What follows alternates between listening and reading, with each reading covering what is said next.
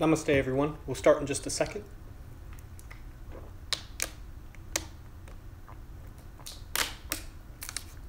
I just broke fast and finished my yoga practice, so I'm munching a little bit. This is a Silent Flute live lecture 20 called What is Your Attitude Towards Faith? I'm super analytical, so here's my notes for the lecture. We probably won't even get into half this stuff. I just kind of like to write it all down.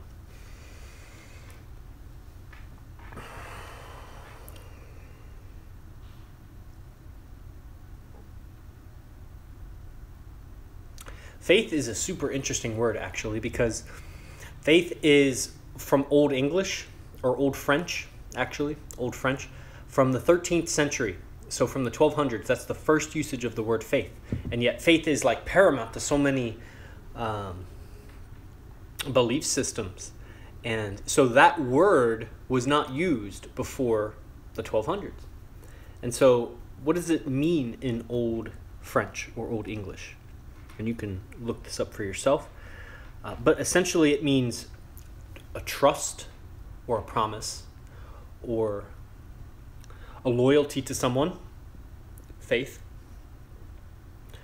honesty, truthfulness.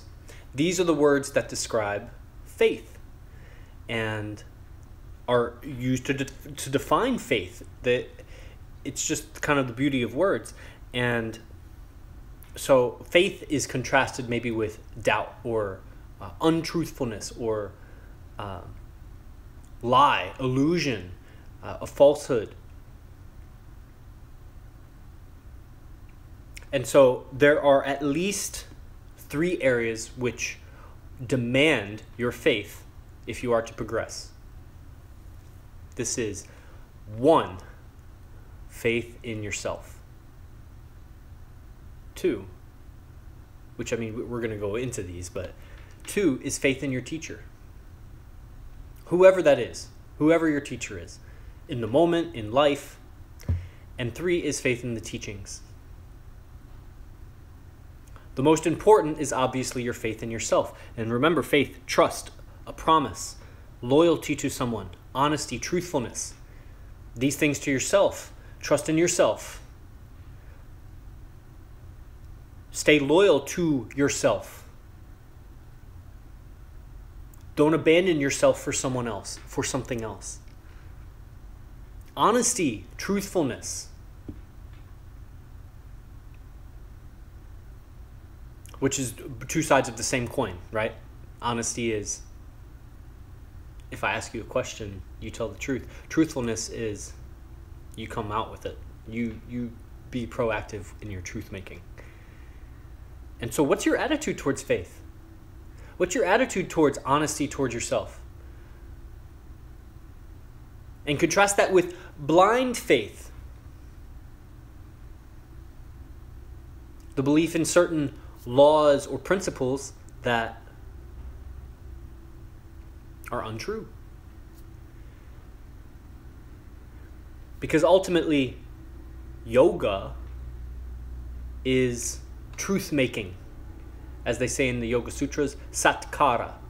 Kara is to make, and sat is truth, the ultimate truth, whatever that is, your subjective truth. Satkara, truth-making. Your sadhana, your spiritual practices, whatever you're repeating day in and day out, checking in with yourself. There's so many elements to yoga. Your self-study, your attitudes towards other people. This is yoga. There's a singularity of consciousness behind each and every one of your pairs of eyes.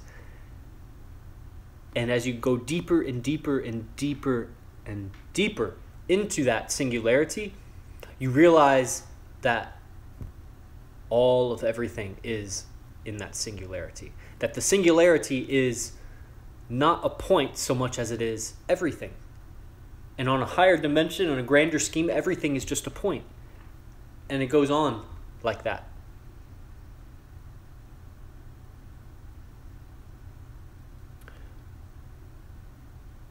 Yoga is truth-making. It's shattering, the eliminating of the illusion. The illusions of your beliefs, the illusions that your ego is permanent, the illusions that what you decide for yourself, that your emotional conditions, that your state, your attitudes, the words you choose are permanent. They're not. They're changing. Yoga is to bring you into touch with that singularity, which is not shifting, which is not born, grows old, dies, is conceived again. It does not adhere to cause and effect. It is, and it always was, and it always will be, either behind your eyes or behind someone else's eyes. That's the truth. And the actions you take in life that don't take into consideration that truth, that don't assimilate and operate from that foundation, will ultimately create the need for more future action. Actions taken out of that are untrue. What is this? This is a quote from David. Hold on a second. This is really good. I like how he said it.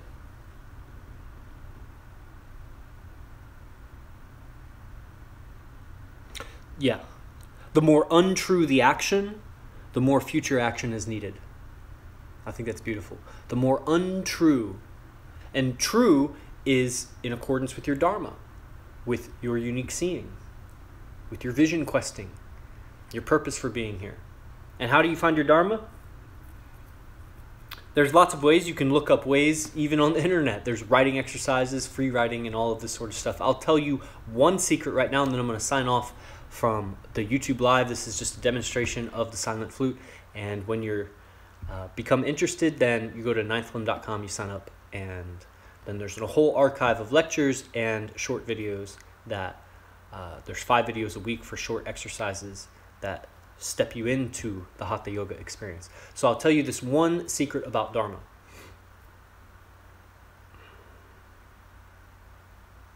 When you examine your life from the beginning up until now, and you recall situations and circumstances that you seemed to be drawn toward, that maybe they repeated only with different characters, different situations in life, that seemed to have this common theme, and you were drawn towards it, and you didn't know why. Maybe, for me, I remember so many times as a boy being in public situations. A lot of times in my memory, either my mom or my dad was around, and I remember talking to strangers, and I remember that it almost feeling like I didn't feel awkward. It felt like other people thought it was awkward. It felt like somehow I was violating other people, not the people I was talking to, but it almost like made my mom or my dad uncomfortable that I would be approaching strangers. And I was very, very open and friendly with just like perfect strangers. And I see that happen many times throughout my life. And I was drawn, like attracted to that. Like, ooh, this is like almost like a superpower that I can do this. And now fast forward to now, and I study Vincent Arash and social dynamics and how to actually, the science of approaching strangers and creating comfortable situations and conversations. So as you examine your life from beginning to now, and you take count of what are these recurring themes that I liked, that I seemed to be drawn towards, and that is a clue that's pointing you toward your Dharma. So that's it for the YouTube Live, and I will continue now with the lecture for the subscribers on the Facebook group. And you go to ninthlim.com to sign up for the Silent Flute. Let's call it The Science of Peace. That's the podcast, The Silent Flute. And I'll catch you next time. Namaste.